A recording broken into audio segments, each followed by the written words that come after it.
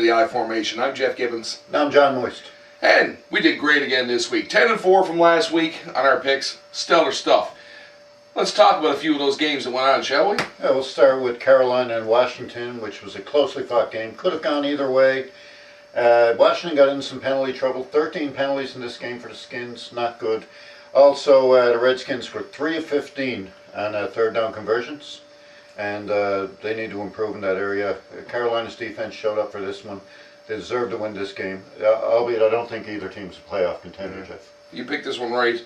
I went the other way, but like I said, it was a chance that could win either way. That's right. I'm still, you're right, I think there's still some growth needed on both sides. Cam Newton is not having a great season. He's had some brilliance shining through. Put a pretty good game together this week.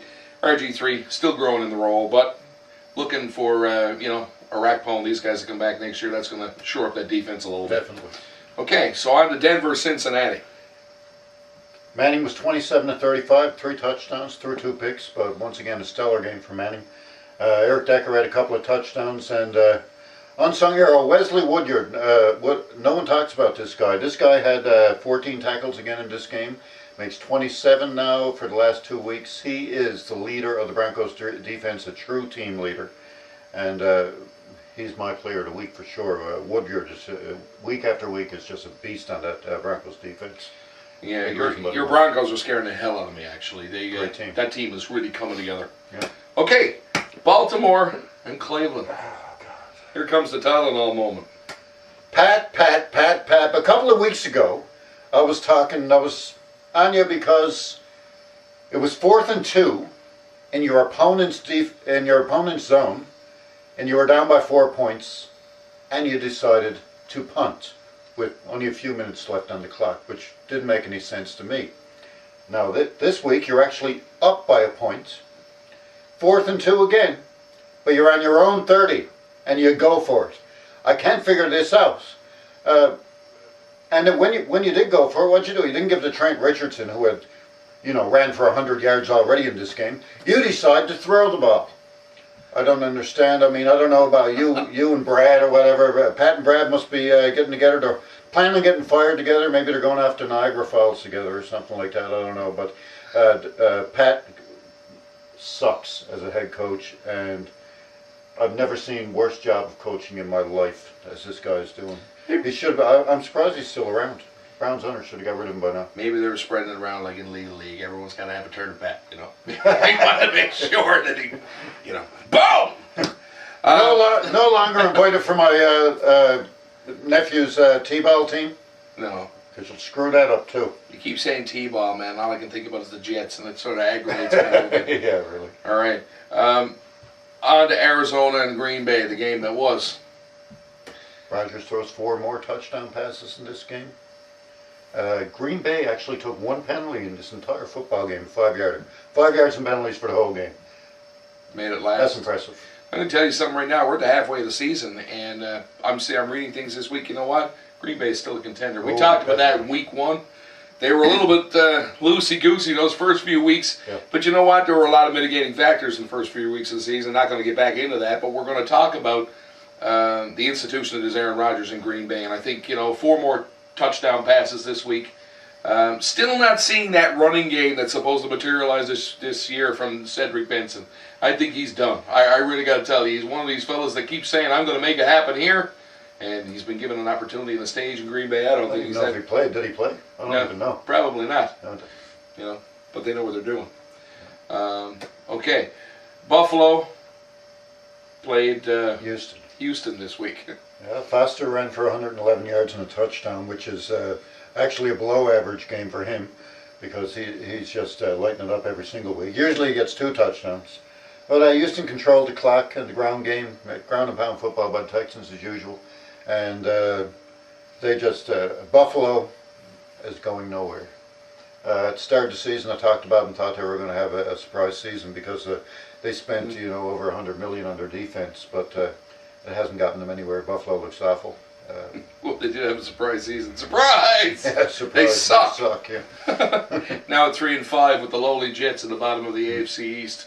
We'll get to that. Kansas City played in San Diego. There's not much to be said about this one, only for the fact that the Chiefs turned over the ball 4 times again. and lead the. Actually, I believe they per game they were minus 2.5, 2.5 per game in turnovers. That's what they average. Minus 2.5. So, You wouldn't take those odds in Vegas. Why oh would my you take God. them now? Yeah, there's enough to be said. Kansas City just no ball protection. On we go. And we all have to protect our balls. Okay. Miami at Indy. Yes. Ah! Yeah. Oh man. Just an open letter to the Miami Dolphins. You know what? If you're going to crawl back into the top of the AFC East, you need to win these kinds of games. And in all fairness to Ryan Tannehill, he had a great game. I mean, you know, for a rookie, most times that would be very acceptable. Over 200 yards in the air, a touchdown, no interceptions. But he was up against Andrew Luck this week, who broke a rookie record, 433 yards in the air. Kind of hard to compete with that. Put out of a clinic, did a great job. Miami's defense is still having trouble with the pass. Looking great up on stocking up the run. One of the best run defenses in the game. But they've got some weakness in that secondary, and we need to really deal with that if we're going to go any further. Another quick note now to Andrew Luck is now tied with Peyton Manning for the third in the NFL in passing yards. Rookie of the year, maybe? Well, we don't even want to go there yet because we're going to talk about that in a minute. There's a there's a person that's going to maybe throw a little crimp into that. Yeah. And you know who that may be. Yes, I do. Okay, so on we go. Detroit and Jacksonville. Laughsonville. Okay, Yeah. let's...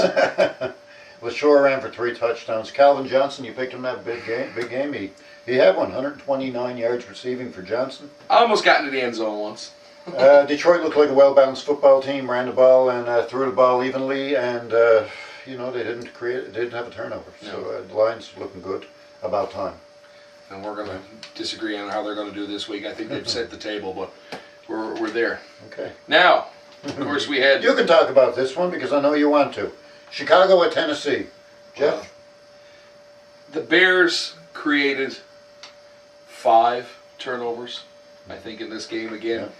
Yeah. This was the perfect game for the Chicago Bears this week. And you know what? Even when we go back to that 2005 team that had Rex Grossman at the helm, the defense solely brought that team to the Super Bowl. Like I remember telling the people around me then that Chicago was going to be there and the laughing, but it's too bad they couldn't complete. They came up against a stronger team. But having said that, this week, I remember early in the season where I remember picking when they were in Green Bay. They played the Packers, and I picked them to beat the Packers.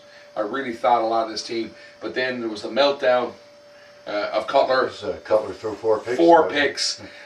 There always seems to be something in that equation with the Chicago Bears. As good as they've done all year, the defense has been stellar.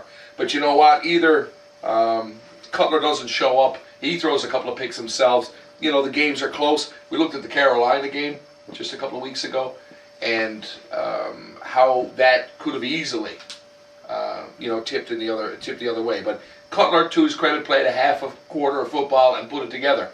But this week, we had the running game in Matt Forte. Forte was over 100 yards, right?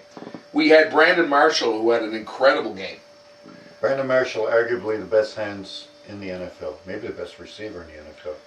And Cutler has reestablished that whole relationship he had with Marshall in Denver, and I think that's finally starting to come to the forefront. So they had the running game, they had the passing game, and a sick defense again this week with 5 turnovers. Yeah, Charles Tillman was responsible for 4 forced fumbles by himself. Yeah, and people are saying J.J. Watt. I'm saying J.J. who? I'm sorry. You know what? Tillman, to me, is the best defensive player in the NFL in the first half. You're absolutely right. Yeah. So, you know what? Big game coming up this week. We're going to be actually on location for the Sunday game. We're going to be watching that. And we might even throw some video footage in from that game because, John, I understand you're going to honor us with your 14-pound meat-soaked chili. And, of course, you're putting the secret ingredient in, I understand. Well, it shouldn't be too bad. I'm only using about 8 or 9 cloves of garlic in this one. So. But the secret ingredient that makes the true chili for watching the Bears. We'll keep it a secret. Oh, I almost gave it away. Okay, yeah. Stay tuned. Stay tuned for that. We'll show you some footage. It's going to be a great Sunday night game, but we'll talk about that in a minute. Okay, rounding this out, we got Tampa Bay and Oakland. Yeah, amazing day for rookie Doug Martin, who you were just about to talk about. Blah, blah, blah, blah, Buccaneers. We want to deal with something here. I want to deal with something here just for a second, because I never take over the show. I want to say that, you know what, Doug Martin had an extraordinary week last week on the ground. This week, you're doing the whole boomer thing now in your head, aren't you? I want to start calling him my favorite Martin again, but Yeah. you know, this week he outdid what he did last week. The man had 251 yards rushing this week, 21 yards in the air, 4 touchdowns. And let me tell you, that's not too bad for a rookie. Back-to-back weeks, the man has shored it up. You know, over 700 yards in the last 4 games, 6 touchdowns on the ground. Got to tell you, I'm sick and tired of listening to hearing Andrew Luck or RG3 for Rookie of the Year. Let's throw this man in on the ballot, because you know what? Here in America, well, in America, we're not in America, but we've been watching your elections, and certainly we were dead wrong about the whole Washington Bowl, and Obama still managed to beat Romney, but congratulations. But at the end of the day, I think this ballot has to be a 3-way ballot, and if Martin continues to put up the numbers he's doing, he's on pace right now to run almost 2,200 yards this year. And I can remember another guy who ran for nearly that in his rookie year, and that was Eric Dickerson. We're going back quite a ways now, but you know, I'm seeing these kinds of shivers of brilliance. Maybe it's not fair to compare to Dickerson, but those are big shoes to fill. But I think Martin is all that and a bag of chips. He is fantastic. And if he hits 2,000 yards on the ground this year, I don't care what Andrew Luck or RG3 complete and what kind of pass they complete. Martin's my vote. Okay, so Definitely. Just wanted to throw that out there. I want to throw one more thing in about this game, because all season I talk about the mistake-free quarterback. Carson Palmer threw for over 400 yards in this game. Freeman threw for 247. So you're thinking, okay, well, Palmer threw for 400. He must be the better quarterback. Freeman was mistake-free. Palmer threw 3 picks. Who won the game? I'll take that mistake-free quarterback any day of the week. Nice. Next, we had Pittsburgh and the Giants. And we both blew this pick. We both really thought that the Giants could handle Pittsburgh, and they did for quite a bit of this game. But and at one point there was a considerable lead in this game. At one point, wasn't it? It was like 12 points. 12 points something. I mean, sure. Considerable for the 2 teams that were playing from a defensive standpoint. And gotta tell you, Pittsburgh took this game over in the 4th quarter, and snatched it out of the victory out of the jaws of a loss. Actually, the Steelers held the Giants to 182 total yards. That's very Giants impressive. offense, and, Very impressive. Very impressive, I would say. I think that the Steelers are the best team in the NFL at controlling the clock. They had 35 minutes possession time again this one. In this one, they control the clock week after week. Best team at controlling the clock in the NHL. Fantastic defensive effort. And the Steelers are definitely looking like a true contender for the Super Bowl this year. It's time to turn over your bed sheet there now. Yeah, there we go. All right. Minnesota and Seattle. Hey, you know what? Seattle Seahawks at home go 4-0. And one of the toughest teams, believe it or not, behind Matt Ryan's Atlanta Falcons, to play at home. They play incredibly well. The 12th man kind of philosophy in Seattle. Adrian Peterson made that statement about that this week. He said, we're looking forward to that divisional matchup going in there, but he said, you know what? You don't realize what you're up against until you walk into that stadium and see how loud it is. And Adrian Peterson managed 182 yards in this one. yeah, he was stoked. They But still you know lost what? the game. One man couldn't win the game. Marshawn Lynch had 150 all-purpose too, and I believe they're number 1 and 2. 1 and 2, sir, in the rushing. And Lynch has come out of nowhere. I mean, he's always been a reliable back, and then he had the injury, but now he's come back and he is full guns. So this team is only getting stronger. They are now at, what's their record? They're 4-3. Seattle? I'm not sure. Seattle. They're over 500, Yeah. and they got some big divisional games coming. I don't know, but I think they're contenders. I think that they could possibly get in. They could win that division. They Definite could, playoff right? contenders. Yeah, something is. You know what? If they can win the division and get a first round bye, they can make some noise. And Russ Wilson also 3 touchdown passes in this game and no interceptions. Mistake free, once again. Quietly getting it done. Yes. Dallas at Atlanta. My. Game could have gone either way. Defensive battle. Jones and White, though, both went over 100 yards in the air for Atlanta. The Falcons only took 2 penalties in the entire game, and that went a long way as well. And they protect the ball well. 200-yard receivers usually is a good formula for winning a football game. Definitely. Not too many times you're going to lose the game like that. Matt Ryan is just superb. He is. Right? People calling him an MVP first half of the season, and I think that's a little bit strong. There's some good players out there. I'd take Aaron Rodgers over Matt Ryan any single day. And that's no disrespect to you, Matt, but I'm saying that the 8-0 record tends to inflate a lot of people's thoughts on what, or who is responsible for getting people there. And again, we both agree that the 8-0 is a little strong. I don't think, as a matter of fact, I'm going to come out on a limb this week, and I'm going to make a bold statement in the next part. You know what I'm going to talk about. Yes, I do. But the last game we're going to look at is Philadelphia and New Orleans. That was the Monday nighter. Yes. Different team showed up for the Saints. Their defense has sacked Vic 7 times. I mean, Vic's been sacked every Almost week. as much as Roethlisberger has. But, Yeah, really. but you know what? And you said to me this week that the New Orleans Saints are on pace to give up the most yardage of any team in NFL history at this season. So then they turn around and they sack that quarterback 7 times. Played an incredible game defensively. Lofton was great. I did go out on a limb this week and say it was a 15-point game. I was a touchdown low on both sides, but it was a 15-point game. Drew Brees played reasonably well. Sort of like on an Arian Foster kind of an idea. He got the job done, but he wasn't the Drew Brees who put 40 fantasy points on the board or put the ball in the end zone 5 or 6 times. But he did get the job done. And this fellow Ivory, He had a big game too. Yeah. he did. I was pretty impressed by that, actually.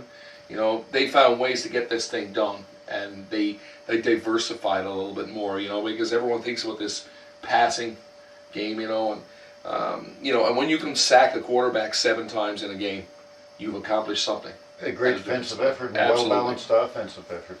They played a great game, no doubt about it. And I think hopefully that carries through this week.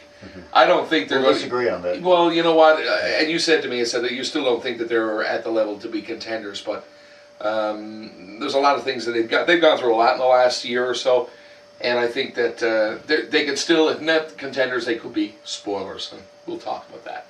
So that's how we saw last week, folks. Stick around. We're going to come back and we're going to talk about this week's matchups.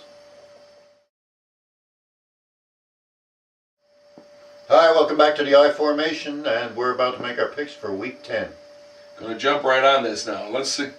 Quick cadence, right? No huddle here on our picks. Indianapolis is in Jacksonville.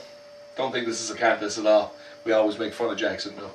It's a divisional rivalry, though. Yeah, but I don't see it going any other way from the Andrew Luck side. I think Indianapolis is going to win this by 2 touchdowns. I think Indy wins. Not by that much, but Indy by a touchdown. That's it. Speaking of close ones, Buffalo's in New England this week. New England might put 50 on the board again. Next, Yeah. Detroit and Minnesota. Now, Detroit's going into Minnesota here, I think, after a great effort this week. LaShore and, of course, Calvin Johnson. I think they're going to have enough to put this Minnesota team away. I really think that they can beat this team. I think it's going to be close. I think maybe even a field goal. But I think that they can beat Minnesota. I agree. I think it's going to be close, too. But Minnesota, they haven't been doing as good against the run lately. Detroit is starting to put things together, yes. I just have a feeling that Minnesota is going to bounce back in this game against their rival Lions. And I think Minnesota at home, I think they can win this game in a close one. Adrian Peterson with a big game on the ground once again. Okay. Speaking of bounce back, Miami is at home to the Tennessee Titans this week. And I don't see this any other way. Miami needs this game. I think they beat Tennessee at home. They stop Chris Johnson. They have an incredible run defense. Yeah. Hurting in the air. I did hear Jake Locker should start for the. Yeah, so he's coming back on an injury. I like to see the Dansby dance this week. I think that. I think they're going to hold that. They're going to hold court on the running game. I think it's kind of cut and dry. Tennessee counts on their run a lot with Chris Johnson. Miami got a great run defense, so I'll pick Miami at home for sure. Elementary. Yeah. Oakland is in Baltimore. I was a little scared of this one. Mm-hmm. I think Baltimore wins. I think that they shut the running game down. I think Suggs has a big game against them. And they managed to put enough points on the board to beat Oakland. I would see this differently if they were in Oakland. I think McFadden is out for this one too. I'm not sure if they've made that decision yet, whether or not he's gone. I wouldn't expect to see him though. No. And I believe even their second string is gone, so it could be Marcel Reese for Oakland who did a good job last week. But Baltimore, great run defense, great home team, and I don't see it any other way. I think Baltimore wins this game. Okay. Next, we have the Falcons in the Big Easy playing New Orleans. And I'm going to go out on record this week and say this is the week that the Atlanta Falcons get their first loss. I think that the New Orleans Saints, after the spirited week and defense they played this week, I think at home can put enough together and put enough points on the board in Drew Brees and Graham to beat this Atlanta team and humble them. I think it might be a scary loss for them because giving them that loss now may shore that team up and tighten it up even more because then they can look realistically at moving forward in their division. But I think New Orleans is going to hand them their first loss. I don't think they are. Although I think that they certainly can, especially if the team that showed up for New Orleans last week shows up again this week, they can certainly beat the Falcons. That being said, I think that I look for Michael Turner to have a big game. New Orleans' run defense is not that good. And I think that the Falcons can win this game by controlling the clock and with the ground game. And Falcons in a close one, I think. Fred Flintstone had something to say about that. Vilma! Coming back. We've got, I don't know, man. I don't write them. Okay, San Diego's in Tampa Bay. Don't let me get the Bucks hat again. Yeah, sounds like a close game. It is, but I think that they're going to continue to roll. Tampa Bay is for real. I think at home, they're an incredible team. They're hard to play defensively, and I think now Josh Freeman, you said, playing mistake-free football. This Martin thing is really giving them a bigger picture, and I think and stretching the field a little bit. So now we can expect to see some, maybe even some output out of their receivers that stretch the field. Tampa Bay has been making their opponents one-dimensional. They are right now the #1 rush defense in the NFL, allowing only 77 yards per game. And they will beat San Diego this week. You said that like you almost knew that. That's awesome. Okay, the Giants are in Cincinnati to play the Bengals. Yeah, really. Exactly. The Giants will win. Next? Yeah. All right. Denver is in Carolina. I don't see this any other way either. I'm sorry. Even with Carolina at home, one of the best teams in the National Football League right now, firing on all cylinders, is the Denver Broncos. Got to give it to you. I'm scared of this team. I'm really scared of this team. Peyton Manning has really taken that offense and has really molded to be his. And I think it was very quick, right? We talked about it like early in the season. You're trying to get a word in there. Not shocking. I'm going to shut up and let you say something because this is your team. I'm just talking about Denver being one of the best pass offenses in the game. McGahee on the ground gives him a great option with the rush. Great rush defense, great pass defense. This team is complete, and they're going to go to at least the AFC Championship game this year. And I think they'll go in and beat Carolina by 2 touchdowns. Whoa. And let's talk about other great teams. Well, and not so great teams. The next matchup here, the Jets are in Seattle. To the Lions, I'm sorry. And not the Detroit Lions, we're talking the Gladiators. Taking this down a step. They're 4-0 at home now. And let me tell you who had a huge game this week for Seattle was Golden Tate. 2 touchdowns. 2 touchdowns this week. And I was crowing about him early in the season. Remember, we talked about him and Rice and that double coverage issue and making things a little more difficult. This guy makes some athletic catches, I mean, he's a good receiver. Yeah. Good hands. Yeah, and he'll only get better, I think. Hopefully he stays injury-free. But I see Seattle taking this at home and really giving the Jets trouble. Seattle's defense, Jets are having trouble on offense. Who are they going to go to? Sanchez, Tebow, it doesn't matter. They both suck. And Seattle Great defense, especially at home. Undefeated at home this year, 4-0. I don't see it any other way. I don't think it's going to be a blowout, but I do think Seattle's going to win this I'm game. thinking of 10 points plus, but what do I know? Dallas is in Philadelphia. And surprisingly, I thought that you were going to look at this a different way. We both looked the same way. And that, of course, being? Dallas. Yes, Dallas. Romo is statistically one of the worst quarterbacks for turnovers, for interceptions this year in the National Football League. But How about his entire career? okay, all right. Well, I was trying to be nice. Mom always said. Mom always said. Okay. You know what though? You got your choice here. Do we want to watch someone that's going to throw interceptions or someone who's going to drop and fumble the football? We got two great sets of hands here, it looks like.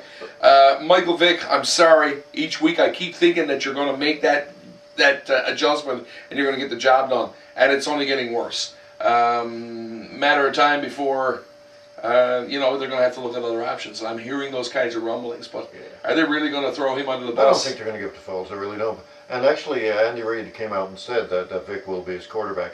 But you think you had trouble last week against the New Orleans Saints, sacking you 7 times? You're up against America's Ware now.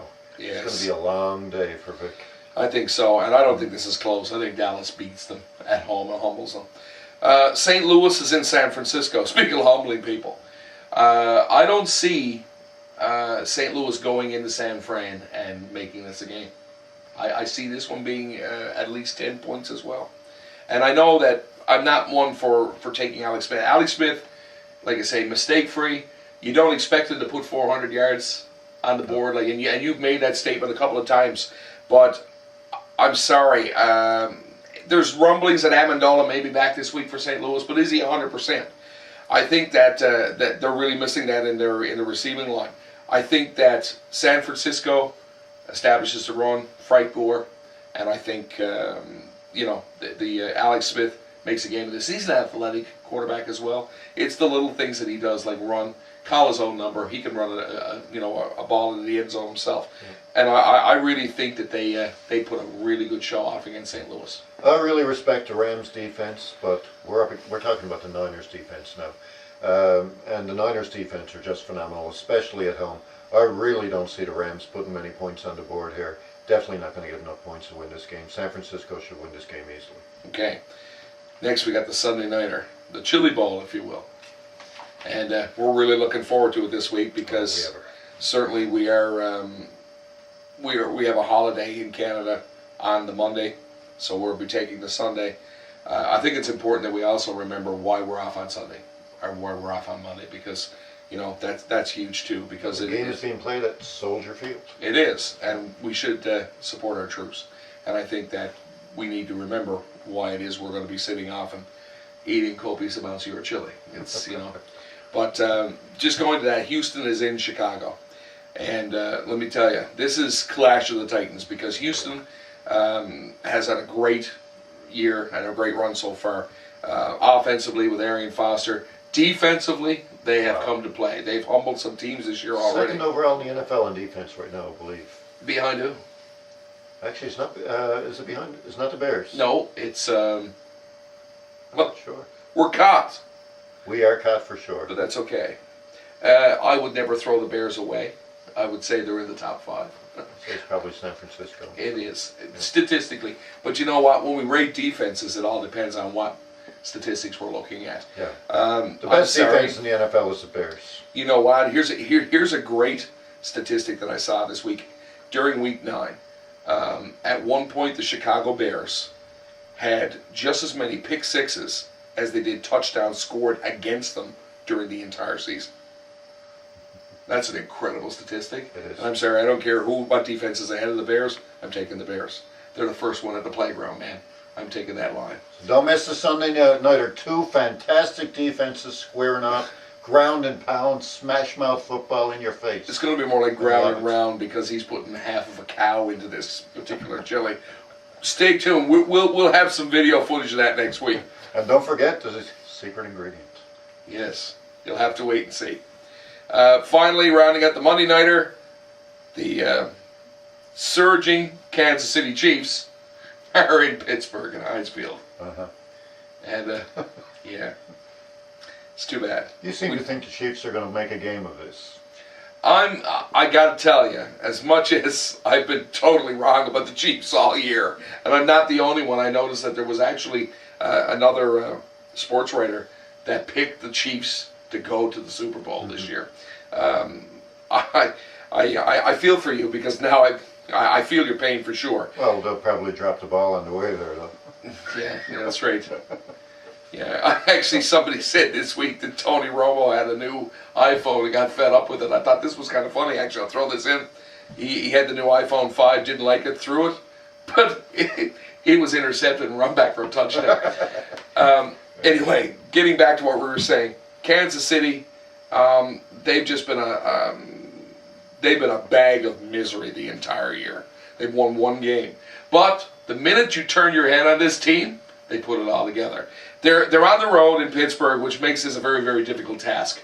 But I still think, with Palomalu right now up in the air in that secondary, I think that they're going to have to deal with Jamal Charles. If Jamal Charles is able to play and he's able to establish the run and have a decent game against these guys, I can see Roethlisberger having to put this together in the fourth quarter.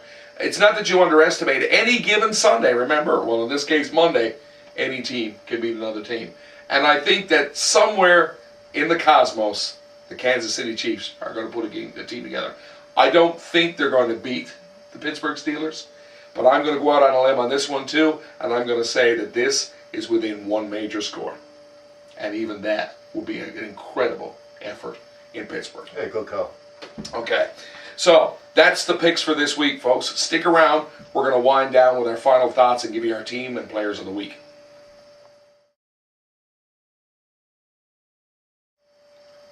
Welcome back to the Man Room for our final thoughts. Just want to quickly mention our team of the week and our player of the week.